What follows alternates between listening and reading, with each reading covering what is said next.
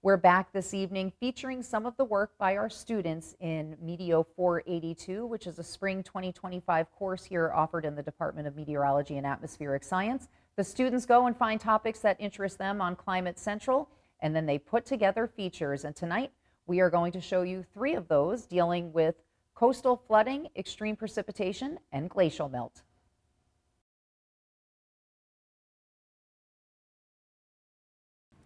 Coastal flooding has always been a part of life by the sea, but rising seas are turning routine tides into relentless threats. Not just the frequency, but the intensity of these floods is expected to increase, posing greater risks to our coastal communities. According to Climate Central, coastal floods in the United States occur 3 times more often than 30 years ago. By 2050, coastal floods are expected to happen 10 times more often than they do today. Coastal flood risk is driven by our warming climate and increased infrastructure along the coastline. As a result, global sea levels rise, posing a flood risk beyond the coastline.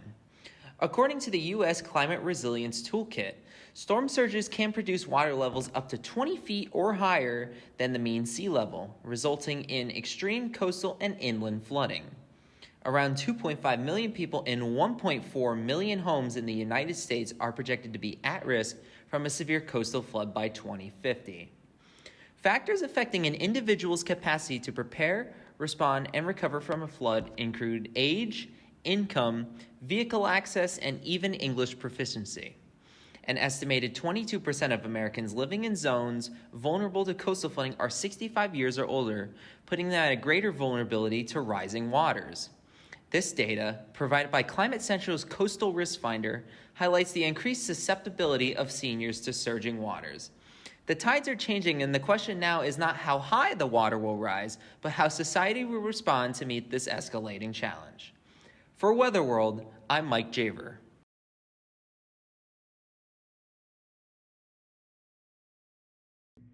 Turn around, don't drown. There's a safety message from the National Weather Service to prevent people from driving into floodwaters. They also have found that flooding is most commonly caused by rainfall. Climate Central tracked the top 1% of days by rainfall amount in the Northeast U.S. over 6 decades. They found that between 1958 and 2021, the rainfall amount in the top 1% days increased by 60%.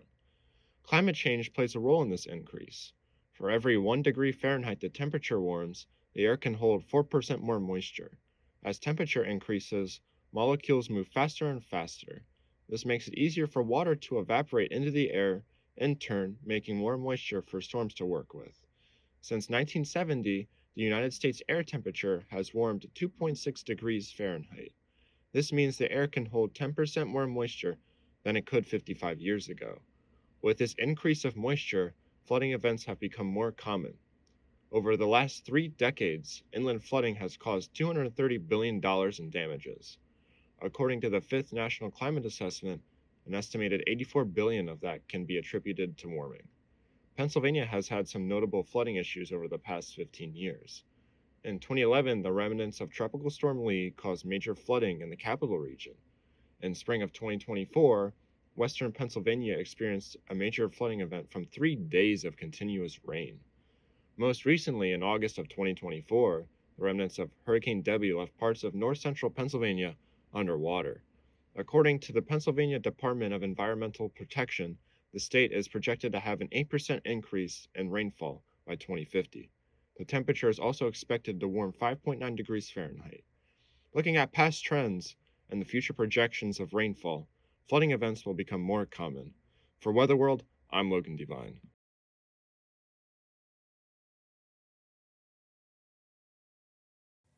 The 1990s rapper Vanilla Ice once said, "Ice, ice, baby," but for many glaciers around the world, that ice may not be sticking around for long.